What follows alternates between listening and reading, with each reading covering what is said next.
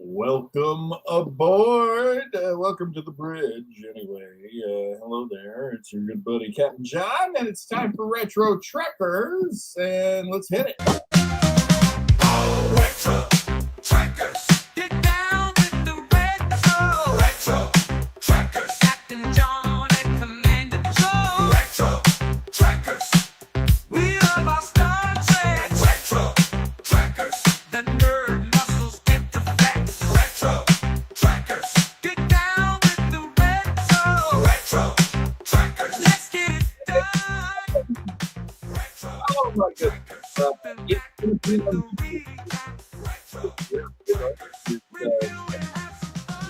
Summer brings, and one of them is irregularities. Joe, as a matter of fact, and I were talking about that. Let me bring Joe on the screen. Commander Joe Townsel, welcome aboard, my brother. Thank you, sir. John, I hate to mention, I think you might need to check your mic, sir. I said it. I did. I totally fucking said it. Said it. I don't know why it resets. I don't know why. God damn it, StreamYard. What else? You sound wonderful. What else is different tonight, Joe? Tell the folks. Well, I think you're referring to this. So we are missing Chief Pettiness Officer Eric Kramer tonight. He had some business to attend to, but I want to tell you, before showtime, he did want me to pass on to everybody how much he loved this episode of Deep Space Nine called "Move Along Home." He was raving about it. So I can't even get it out with a straight face. We didn't talk about it, but I'm sure when we do, he will have the exact opposite opinion that I'm conveying right now. I'm very interested in talking about this one because my second time watching it, which was last night,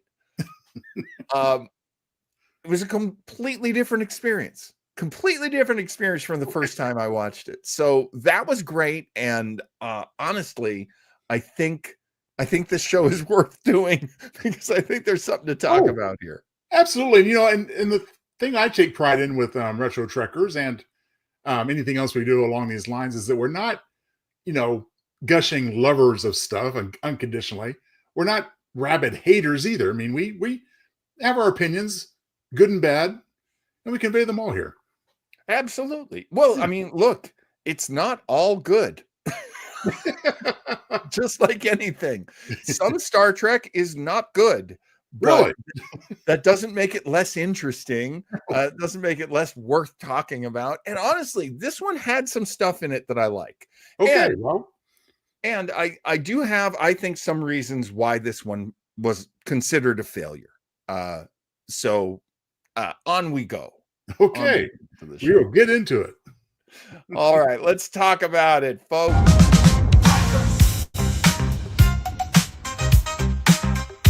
All right. The genesis of this particular episode, it comes from the first season of Deep Space Nine, and it is the 10th episode of the first season. This episode was getting to my notes. This episode story is given to Michael Piller. The teleplay written by Frederick Rappaport and Lisa Rich and Gene Carrigan Fauci. Those are interesting names to put together. It is being from the first season. It was from 1993, March 14th, 1993. Now, Joe, what was the final year for Next Generation, Star Trek Next Generation? That'd be 94.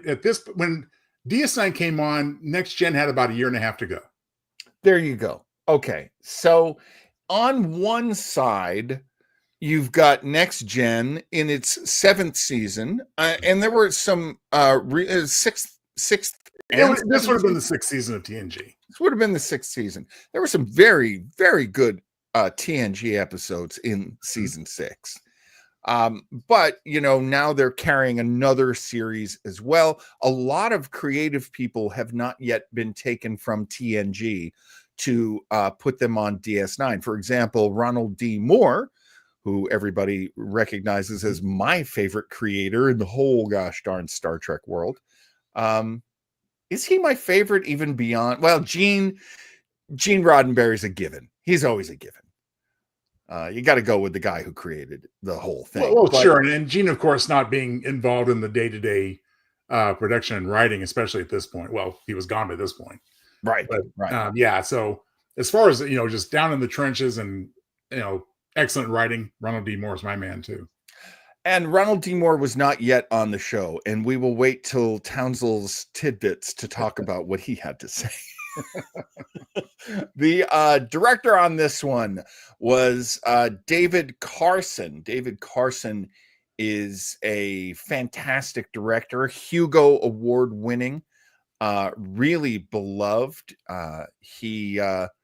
He created the show created the episode Yesterday's Enterprise with a bunch of other people. And, David Livingston has said he's a terrific director. I can't remember who David Livingston is. Carson was interviewed by former Deep Space Nine showrunner Ira Stephen Bear for his part on the series in the documentary What We Left Behind. Everyone should watch that. Now, granted, it's fantastic. Of course, I, being such a DS9 fan, I'm always going to say, these guys are just the best. I really love these guys. Carson was the director on Star Trek Generations. Yes. As well as the director of the pilot episode for DS9 Emissary. And there's a funny story that was conveyed by Jonathan Frakes. I guess on the first couple of days of shooting of Generations, and David Carson's there directing, and he says, "You guys, it's like Kirk and the Cadet Review in Star Trek 4. You guys spread apart a little bit. You're not in a 4:3 ratio anymore." That's a good director. That's a good director right there. Scott Free already mad. It took 3 writers to come up with that much of nothing. Usually, not always, but in my observation, usually the more writers, the potentially weaker the show. This one took a real journey on getting written. Of course, first season of any show, there's a very tortured process. They haven't got the machinery going yet. So, and granted, we're going to be tackling that stuff as we go. Scott says, maybe with a few glasses of wine and a massive head injury. I think. Great avatar too, by the way. Oh my God, that is a great avatar.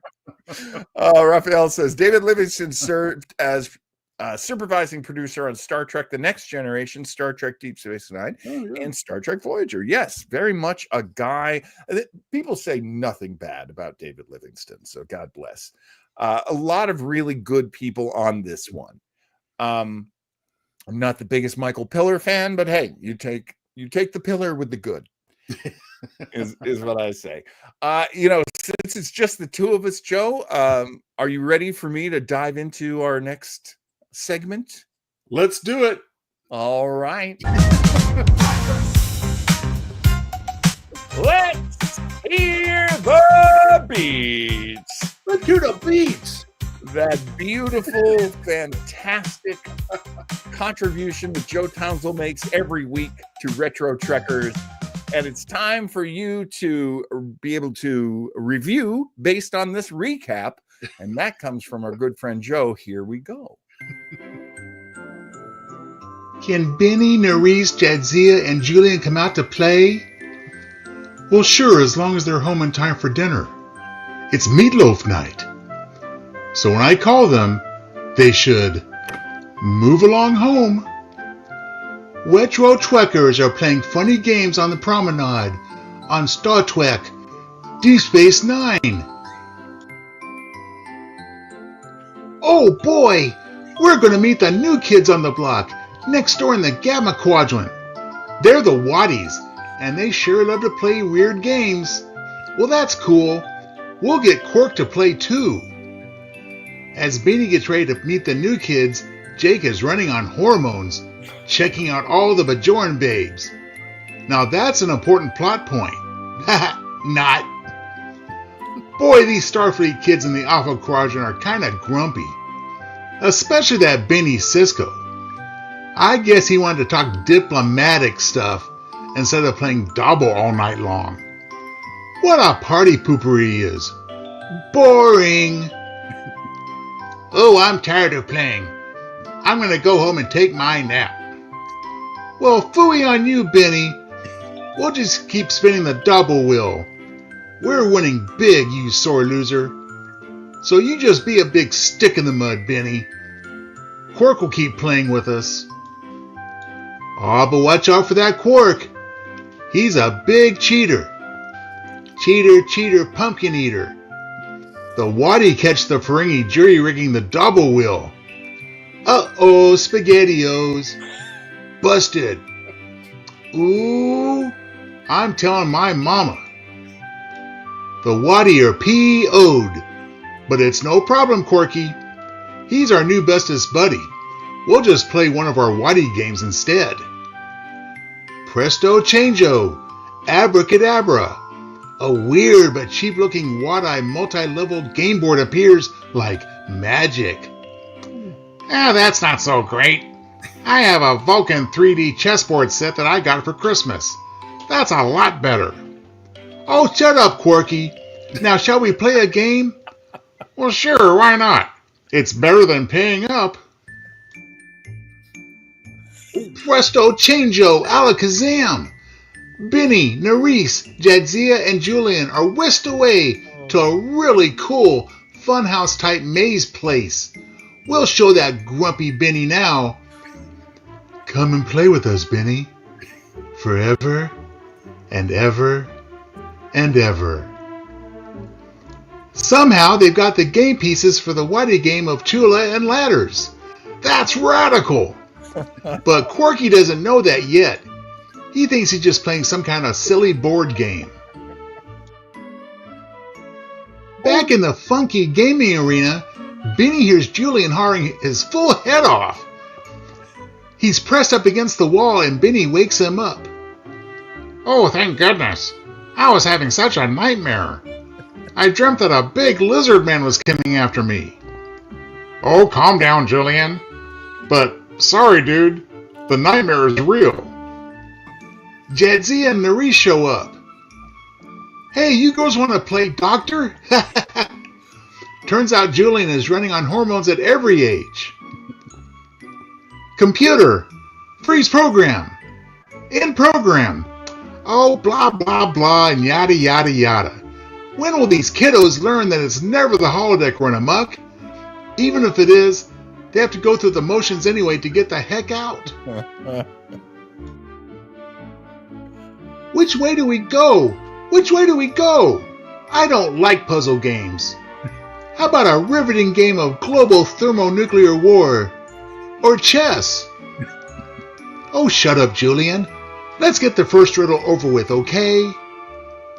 What no one suspects, whatever they do in the game place affects Quark's winnings. Or losings. Ruh-roh. Well, here's the first riddle. There's a little girl playing hopscotch. Well, that seems simple enough. So Nerys charges forward and gets zapped by a force field. Owie! No, Nerys. You have to recite her little nursery rhyme, too. Here it comes. A la Moraine, count to 4. A la Moraine, then 3 more. A la Moraine, if you can't see. A la Moraine, you'll come with me. If you thought that was annoying, wait till you watch the episode and they do it 5 more times. Eeh. Well, Julian tries it, and he gets zapped too. Neither one of you is following the rules. You gotta do the little hand gestures too. What was that rhyme again, little girl? 1, 2, Freddy's coming for you. 3, 4, better lock their door. No, kid, not that nursery rhyme. The other one. Well, Jadzia tries it and she doesn't get zapped. The others do it right and they get through too. So then Grumpy Benny does the hopscotch thing and recites the little rhyme while hopping around. Avery Brooks is wondering if it's too late to get out of his contract. Well, Odo figures out the kiddos are MIA. He pokes around the Waddy ship. He opens the door and... bright light, bright light. Well, he jumps in and lands at Quark's. Well, holy quantum leap, Batman. Oh boy. The kiddos in the game find themselves in some preteen cocktail party, only everyone is drinking Tang. You know, that nasty drink the astronauts took to the moon. Don't drink that stuff, Julian. These guys may have spit a big loogie into it. Some noxious smoke starts getting pumped into the room, and everyone starts choking. Boy, that's some potent waddy fart gas. Ignoring Benny's bossy order, Julian takes a big swig. Well, his sinuses clear right up. Problem solved, gang. Drink up to move to the next level. It finally dawns on Quark that his game pieces represent the missing. Hey, that little stinker Ferengi is good at cheating, but not too bright otherwise. Quark downshifts into playing it safe. Oh no! There's a bunch of CGI lights in the game area hallway. Quick, everyone! Time for some hide and seek. Press up against the walls. Ollie, ollie, oxen free. Well, that doesn't help. The freaky floating lights find them. Julian is cowering in the corner. What a wimpy weenie. Well, the lights zap him, and he disappears. The next move on the DAR 98 game board requires Quark to choose a game piece to sacrifice. That means a crew member will be killed. Well, Quarky Julian. goes into groveling mode. Julian. Please don't make me choose one of my friends to die. Please. Jeez, he's more of a wimpy weenie than Julian was. There you go. Somewhere, the head waddy says in a creepy voice, "First we played with Julian, now we want to play with you." The waddy shrug. No problemo, Ferengi. We'll just have the game choose someone randomly to sacrifice. The game piece tipped over represents Jadzia. Then she gets an owie. Well, Benny and Nuis won't leave her behind. They're friends to the end. Now, suddenly they're in a big, scary cave. Uh-oh, rock slide. Benny, Nuis, and Jadzia fall into a big hole. Ah! Now, again suddenly, they all pop back at Quark's bar. Julian's there too. No harm, no foul. What the HE double hockey sticks is going on? Well, it's only a game, Benny. Well, Benny, Nuis, Jadzia, and Julian were never in any real danger, but Grumpy Benny is PO'd. No fair, no fair. Well, maybe that game was too hard for you weenies. How about a nice game of global thermonuclear war? No way, you big bullies. The waddy just laugh and head back to the wormhole. Benny takes his ball and moves along home. There you go, my friends. Oh my goodness. Let's talk about it. Let's get down and dirty. First off, I just want to say, Joe Townsel, those beats were so much better than this episode deserved. Well, thank you, John. I mean, the episode set the bar pretty low, but I still take that as a huge compliment. And as always, the music you attach to it in the editing just really put the polishing on it. So Well, thank thank you, sir. It was a lot of fun. This one was super easy to do. It's funny because I was like, maybe the music that I did for Dread Time Story for things that go bump in the day. Maybe that music will fit. And very much no. I had the same thought, but I guess I kind of dismissed it in my mind too. Imagine what it'd be like. Yeah, no, this was great. This was Suno and I have really worked out a thing, so we know how to score a Joe Townsel epic now. Let's talk about this episode. Let's talk about the bad first. Let's just get that out of the way. How did you feel going through this storyline? Stakes are whatever they are. I don't know that they're high at all. Everyone wants to just get out of this, game that they're in.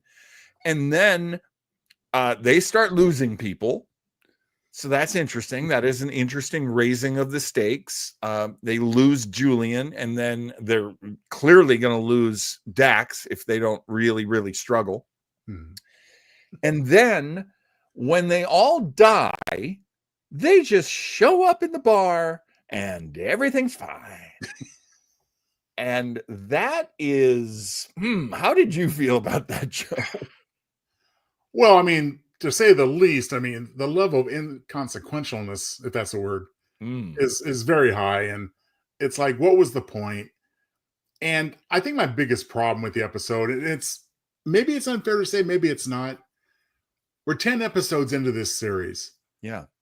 Characters are still being developed, situations also. Very true. I'm sorry, that doesn't give Grant a pass in my view. These characters acted so out of character, even for the early development. Really? I mean, Julian is so annoying. Yes. Or I thought I was just going to have a breakdown over what. Yeah. And not to mention, again, Grumpy Benny and so forth. They rang false on so many levels. And it's like, and it was stupid. How about Kira Norris? Now, I thought she was right where she should be. I will say that's the exception to what I just laid out as the rule, because we have to remember that for the whole first season in particular, Kira is very much a hothead. She's very much reluctant to the Federation stepping in and Starfleet taking administrative control. Yeah, we will see this come to its a big payoff in the season ender for season 1, when there's a near revolution, right? And so I wouldn't say that she acted out of character here. But again, it may be slightly exaggerated because of the circumstances. Right. Yeah, she was very loud and very big, but Nana Visitor can do that. And I remember as I was watching this episode, I was kind of in the Lou Grant model. Yeah. She's got spunk. I hate spunk.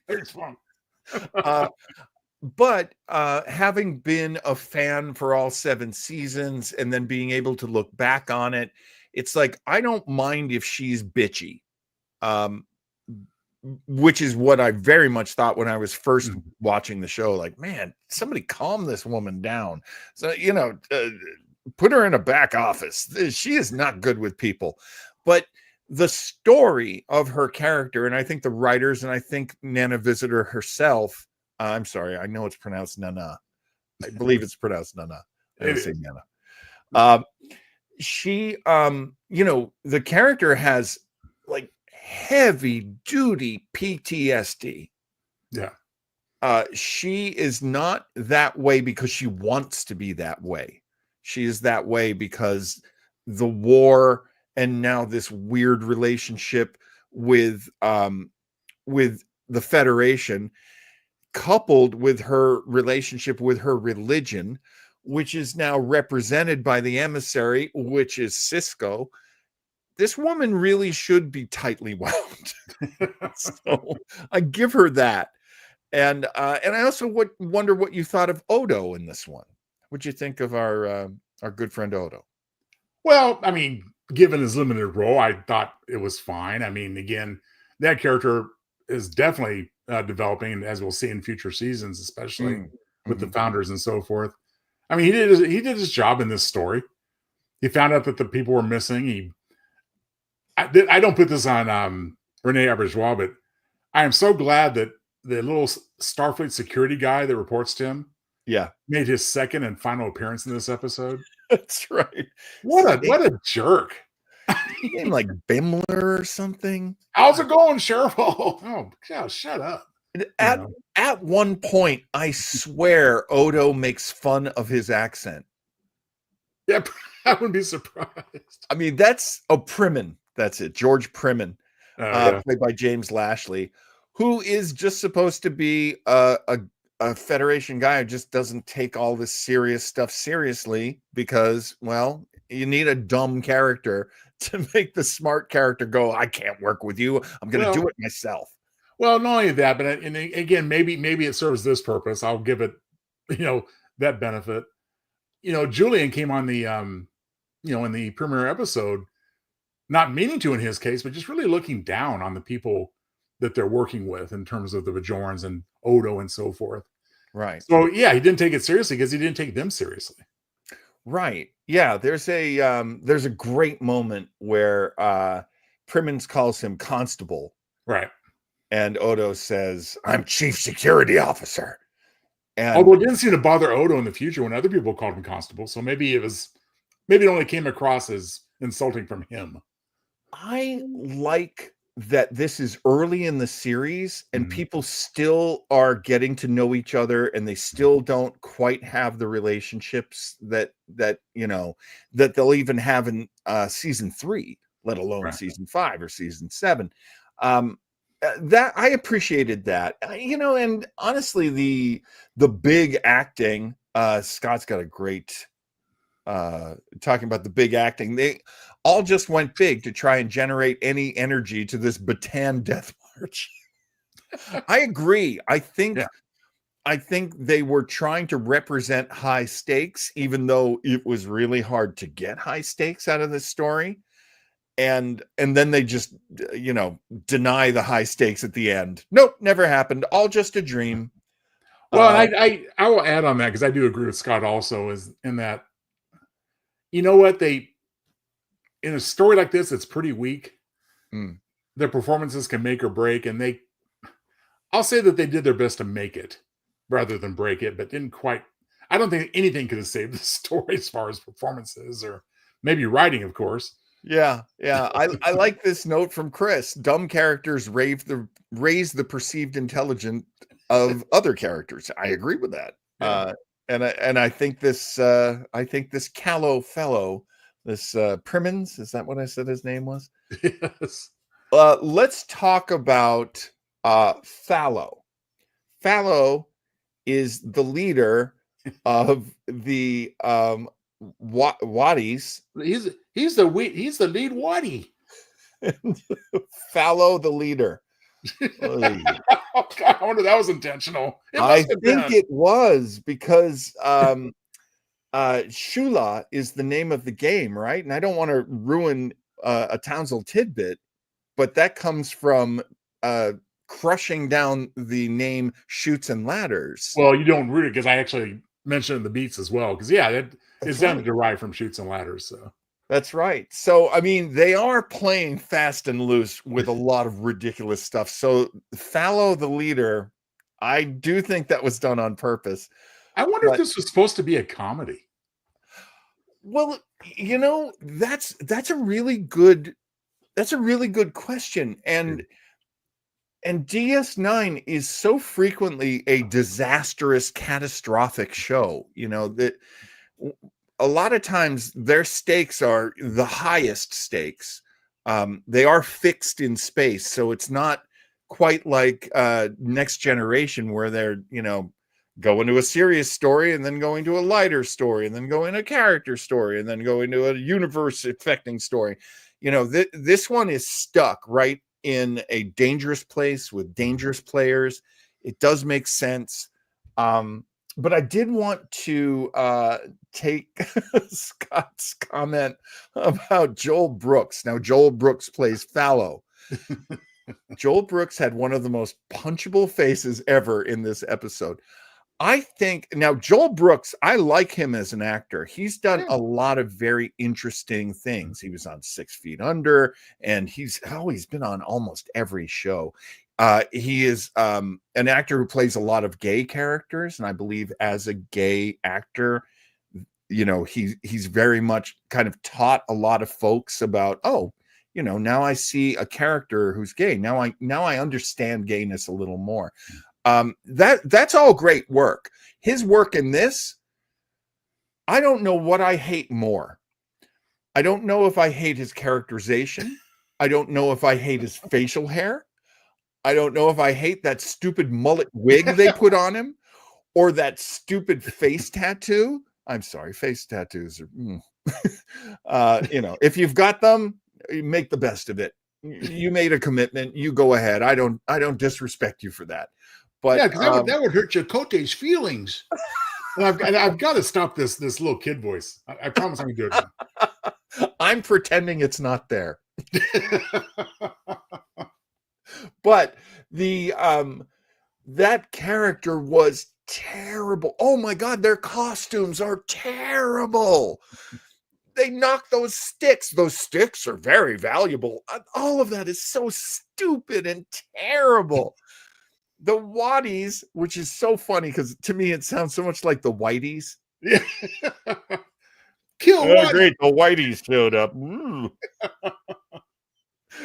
It is just so awful, that gang of people, the way they talk. I just don't like it at all.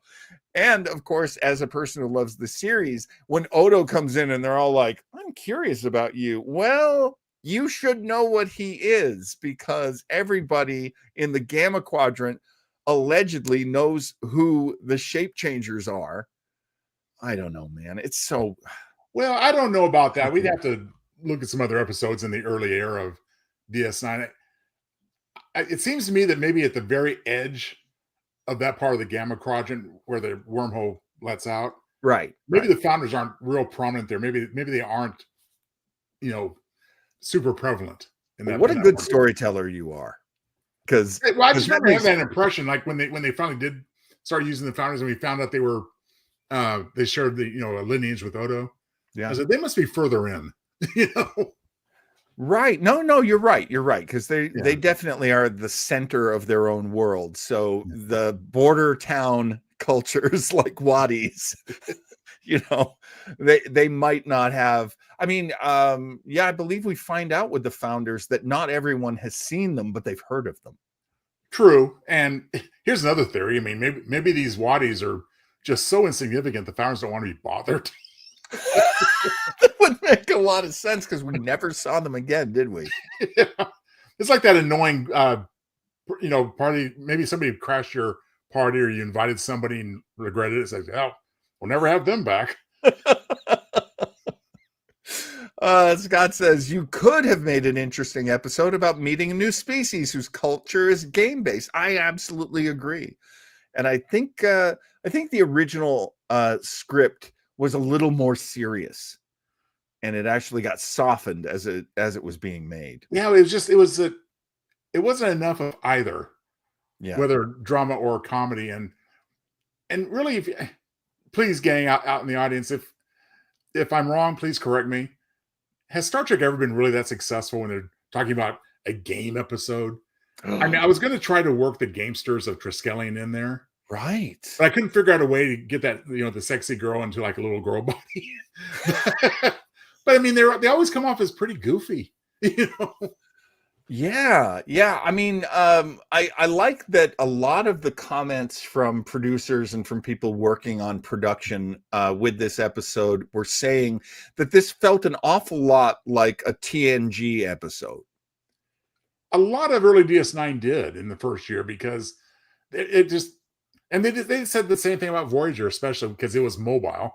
Right. But TNG Lite, they've dubbed them both in the earliest months and years. And right. It definitely comes across in episodes like, I forget the title of the Q episode, the one and only time that Q appeared, but it was similar. It's like, I'm trying to remember. I just passed it as I was going through my episode. Anyway, you know something? I feel we've done the down, and I feel we've done the dirty. You said you're going to talk about the good, right? Did I miss that?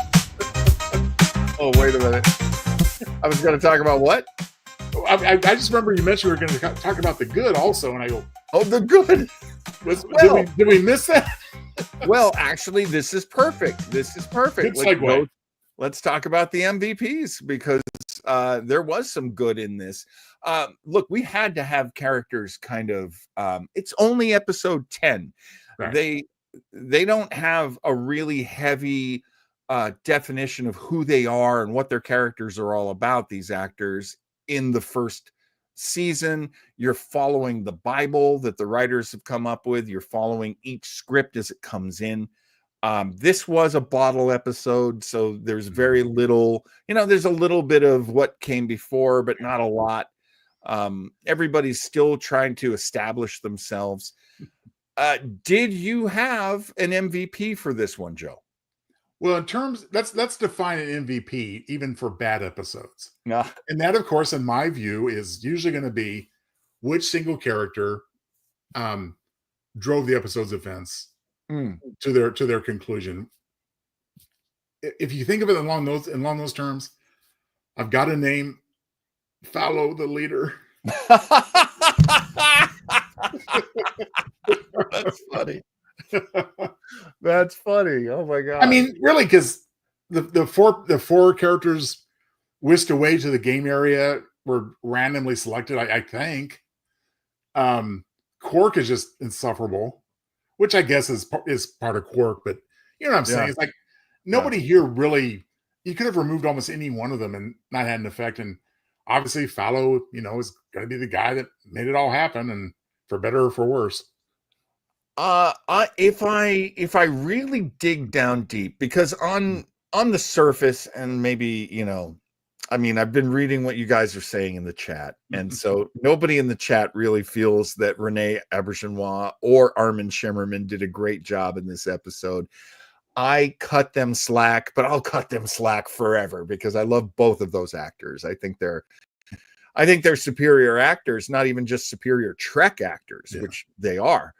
But I'm gonna go with our sweet Terry Farrell. I think Dax was a breakout in this one, and I am never one to say that Terry Farrell was a good actor, especially in the first couple of seasons. To me, I would watch the episode and I'd be like, shut up, you're a model. Shut up, you're a model. You're a model. I don't believe you're anything else but a model.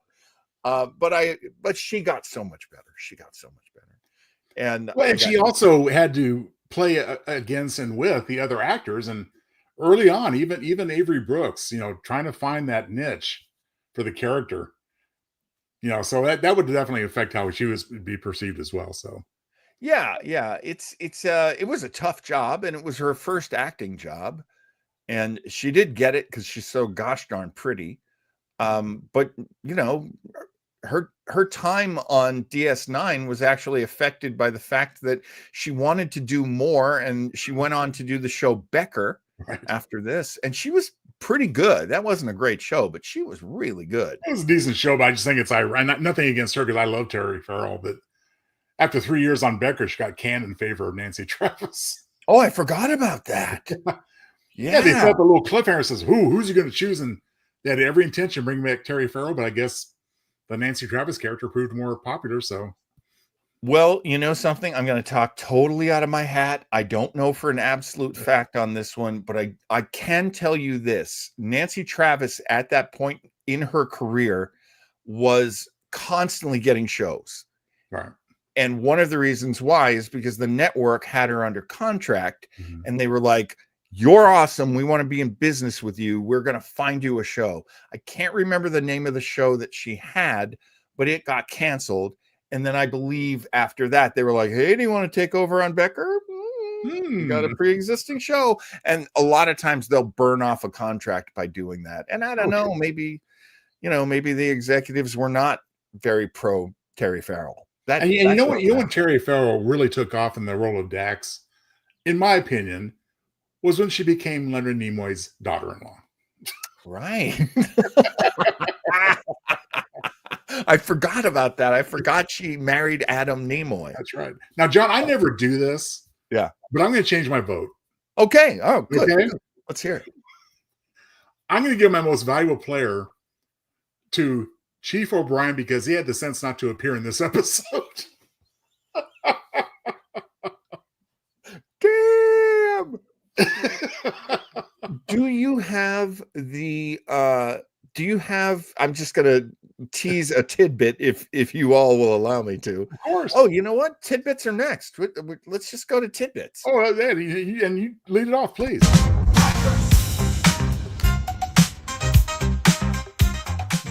So Julian Bashir, who is such a wuss in this episode, he is so worthless. He gets knocked off early. You know why, correct, Mr. Townsel? Well, I'm going to guess that you're referring to is that he was guest starring that week on Birthright over on TNG. That's right.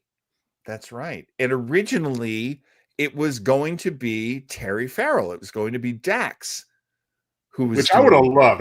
When I read that, I go, oh man, I wish they could have done that instead. Yes. You know what? I wish they just made this make this a Kira Nerys episode. Yeah. Just make it Kira and Captain, the commander, and let those two be on good Star Trek. Because at this point, Deep Space Nine is not good Star Trek. Well, I mean, I got to tell you, I'm going to say that in my opinion, until this episode, when we saw the four of them playing hopscotch and chanting and doing the little hand gestures, I think up to that point, the single worst moment of all Star Trek was when William Shatner had to whinny like a horse with Alexander the Dwarf on his back. Kudos to the actors for giving it their all. I mean, that's the thing. It is traditional Star Trek to have an episode like this where they have to do silly things, and it is so much beneath them to have to do these things. It creates a lot of tension of like, what is this? What am I watching? But yeah, I remember being a little kid watching that episode, Plato's Children, I believe, and like my father walking in the room and just being like, what the hell are you? Turn that off and go outside. It was always like some stupid, embarrassing thing that would get my parents to go, you can't watch that. Get out of this house. Like, oh man. Thanks a lot, Star Trek. So that's a little tidbit right there. What else you got, Mr. Townsel, for tidbits? Well, there's a few, but it's hard to get behind. But I'll pull through here. I mean, probably at the top of the tidbits, that was really the top one for me too. Was that the episode is pretty universally reviled by anyone involved. I mean, that's right. Now Ronald D. Moore wasn't involved just yet. He was coming on board around this time, and rumor has it that he just looked around and says, what are these people thinking? He was one of his two. He got his contract, I think. That is so funny. I loved reading that where he's like, what the? and here's another tidbit. Maybe this is something you had. Yeah. This one apparently was a budget buster. Meaning it was expensive? It cost so much money. It cost an insane amount of money to make this one. It actually, they went over budget on this episode. Can you imagine? Well spent. My goodness. talk about, what's the opposite of bang for your buck? Like, the opposite of bang for your buck. I mean, a limp noodle for your buck? I don't know what it would be. Butt kiss for your buck. Avery Brooks, of course, also being the classy gentleman he is, he said, yeah, it wasn't one of my favorites. Okay. Right. Very, very classy understatement there, sir. Well, the thing about this episode, and I like talking about this because I remember this very powerfully. And if I'm the only one who ever felt this way, by all means, tell me. But every time there was a new Star Trek, I was scared to death it wasn't going to last. Right. I was scared out of my mind that a franchise I loved so much was trying something new, failing, and this happened in the first season of pretty much every Star Trek show. I wouldn't say that about the original series, but every sequel series, I remember watching it going, they're never going to make it. If they keep making crap episodes, I mean, Sequest DSV is better than that. They're never going to make it. And I was scared to death, especially since TNG was already on the air. So it's like, there would be a lot of people who might say, we don't need 2 Star Treks. Let's move on. Let's get something else. Let's get that Kevin Sorbo Hercules. Let's get that in that slot. So, I would really judge these things very harshly and be really worried, have a lot of tension watching it. It's nice to look back on it now and go, hey, man, they were at a point they needed to grow from. And that's fine. But it also was true for me that every series that came out after was worse. I didn't love Voyager. And they got way too comfortable by the time Enterprise came along because, we can take 3 years to get it going. Well, right. Yeah, I mean, it's a worrisome position to be in where you are taking the success of a show, in this case, the original series. And at this point, TNG is a very good show and people really love it. And I was enjoying every episode. And then, at some point you're going out too far on the branch. It's not going to be able to bear the weight. Right. I'm glad we got 7 seasons of Deep Space Nine. Of course I am. I'm even glad we got 7 seasons of Voyager. Oh, sure, of course. Lots of good stuff in Voyager too, despite its reputation. And I made a point, I think it was just last week, where I said, I wish there had been room in the syndication deal for some 90-minute episodes. And I was referring specifically to Birthright, meaning the whole Data and Bashir thing could have just been cut out. Yeah. That was a 90-minute Worf story.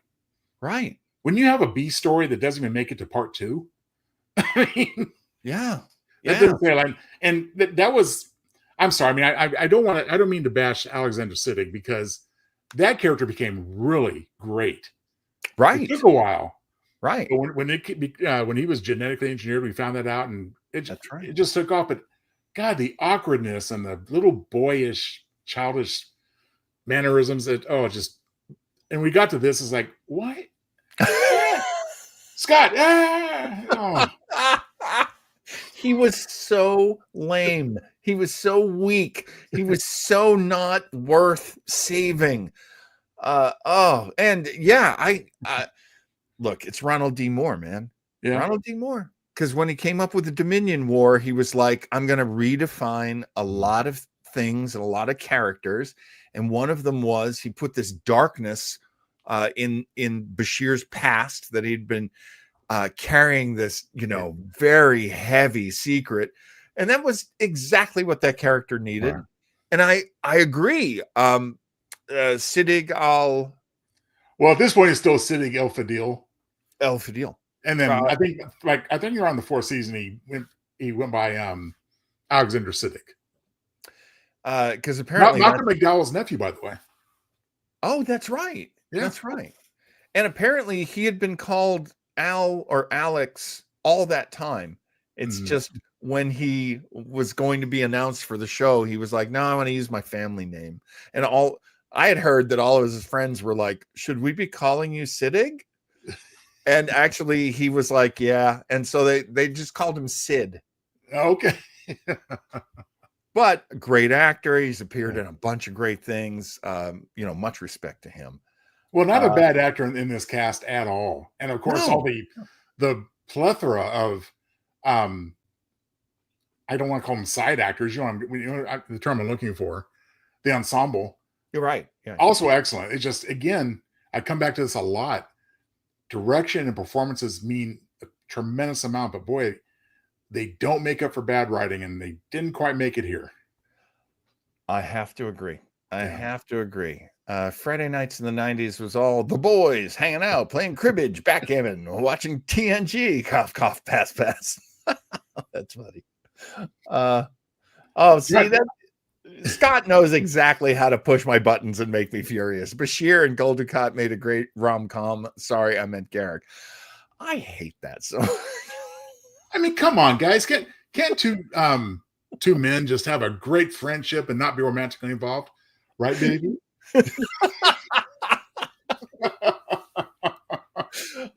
Joe, any other tidbits, Mr. I'm Townsel? going to cap it off with one. Okay. Only because it goes so well with your story about your dad walking in on Plato's stepchildren. And that is this. Scenes from the filming of Move Along Home were part of a news report by Gerald Copin for Fox 29 News. What a great week to film a feature about Deep Space Nine. You're really gonna like this episode. Here's the guy with the mullet and the big nose, and here's the guy with the weird thing on his head, screaming and groveling. Although I have to admit, I did love when Quark did the Yeah. I loved that. That was a great move. Of course, that's him and the director. You can't just do that when you're an actor. The director has to tell you he can do that. I think except for the mirror universe stories that came later with the alternate Quark. Yeah. I think this is pretty much the last time that Armin Shimmerman performed like an old style Ferengi cowering move like that. Oh yeah, that's right. That's right. That's very much connected to the old Ferengis. Oh, sure, because then they're little sniveling rats, Right. Well, it is season 1. Again, I cut a lot of people slack. I mean, when they realized how deep they could go with the Ferengi characters, and then they're getting these great actors to play Ferengis. Andrea Martin, come on. That's Wallace Shawn, come on. I never loved Ferengis, but I learned to love them mostly through the actors and how much the actors were doing. All right, well, there you go. Hey, final question for everybody concerning this episode. Thumbs down from Town. I mean, I appreciate the effort. I appreciate people's hard work. I mean, it's hard to get anything done. Creative people like us know this, but as you pointed out to me once, John, I mean, bad is bad. Chris is down. Scott, I can basically say it's so far down, he'd have to get a shovel. All I can say is, for this episode's sake, I'm so glad that Eric Kramer loved it so much. He was going to hate this one. It's not a shame that he can't make it. He's got other things to do tonight, and we respect him, of course. Of course. But his hatred for this one would have been very interesting. Considering that Raphael is not saying anything, I think he fell asleep again. Oh, this would do it to you. Yeah. Well, that and the fact that it's like 91 degrees in his apartment. Well, that and also, I mean, rumor has it, I'm stealing this joke from Frasier, but that they pumped this episode in the audio during surgery instead of using anesthesia. Damn. Damn, Townsel. Damn. All right. Hey. Well, coming up next week, we are finishing off season 1 of Retro Trekkers with one of the biggest Star Trek stories that was ever told. Yes. The Menagerie from Star Trek, the original series. Eric will be back. I do not know if he will be Telosian as he is in this picture, but oh my God, he's great. And I'll tell you, I mean, it wasn't my intention, because John left it up to me to pick out the episode for the season finale. And without really meaning to, admittedly, this is a great lead in to our coverage of Strange New Worlds coming up after this. Oh, that's a good point, because it's Pike. It's all Captain about Pike. What a fantastic thing. I love it almost as much as you making me Captain Pike. He should have been so handsome, Jeffrey Hunter. Come on. Jeffrey Hunter, come on. Jeffrey Hunter played Jesus in a movie, and Anson Mount had long hair and a beard when he was in Hell on Wheels, And Anson Mount has said when he saw that picture of Jeffrey Hunter as Jesus, he was like, "Oh my gosh, we really do look alike." It's amazing. I'm very Only happy. Jeffrey Hunter didn't go crazy with the hairdo, but Raphael, there you are. there he is. King You're of welcome. Kings. Thank you, Raphael. Thank you so much. Raph is awake. Yes, he is indeed. Scott says, I made Pike's chair to ride around in at one of the first Dragon Cons. Oh, I love that. Beep, beep, beep. I love that. Hey, so be with us next Tuesday night. It is gonna be a fantastic episode. We are really looking forward to showing it to you. And I gotta say, this flyer, Townsel, I'm just looking at all the little details you've put in it. I love season finale in purple. Thank you, sir. Well, I like the fact personally that we get 2 Susan Olivers for the price of 1. I mean, amazing. isn't it amazing? She appeared in that Twilight Zone episode as well as the Cage. I had no idea she essentially played the same role twice in 2 different sci-fi shows. That's incredible. Yeah, pretty much. I mean, in the first, she was not the captor, but she was on the other side of the bars, and then of course, she was a captive in the other one. So right. Oh, it's awesome. That's awesome. And what else is going on this week? Well, accidentally, we were absolute geniuses on Joe's and my Sunday show. We played the Our Husband's Necessary episode of Lux Theater. It starred Burns and Allen.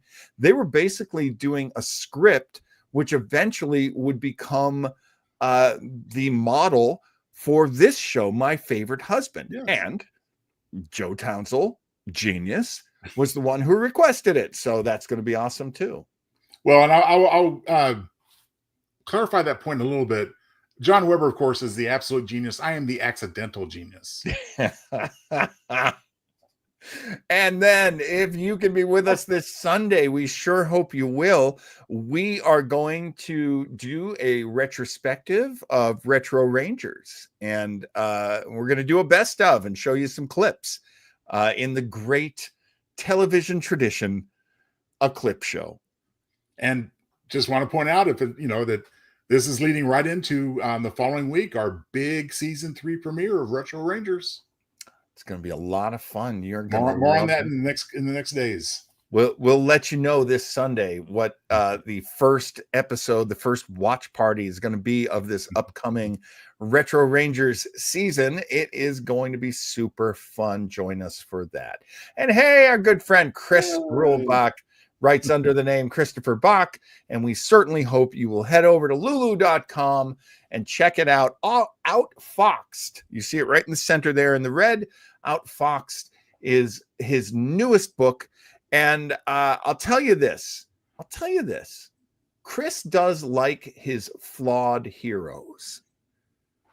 And he also likes clever turnarounds and clever scripts and plots. So I say script, I mean books. So check it out. It is a very interesting array of stories, including one from the Tremors franchise, which Chris had permission to do. Who's the guy, Chris? And Chris says, thanks for the great banners. You're welcome, Chris. My pleasure. And Outfoxed is up now on lulu.com, is it not? It is. It is. And if you are Facebook friends with Chris Ruhlbach, drop by. He put up a song that he put together with AI, and I haven't had a chance to hear it yet because it came out. Steve Wilson. Steve Wilson, the Tremors guy, has given permission for Chris to publish this story, which was actually, waiting to be published. So here it is. The Tremors Extended Universe. And I do love that line from Scott. Got to catch them all. All right. Thank you so much, Joe. Just me and thee in the classic Retro Trekkers style. And what a fun penultimate episode of this season. Well, and again, you're very welcome, John. My pleasure. And Eric, we missed you, buddy. We'll see you next week. Eric, you ducked the bullet this time, but we can't wait to work with you again next week. Thanks a lot, guys. Chat, you are fantastic. Thank you so much, as always. And that'll do it. LLAP, you beautiful bastard. Thanks, everybody. Retro Trackers. Retro Trackers. Reviewing half the fun. Recap, review, retro. Recap, review, trackers. Recap, review, retro. Recap, review, trackers.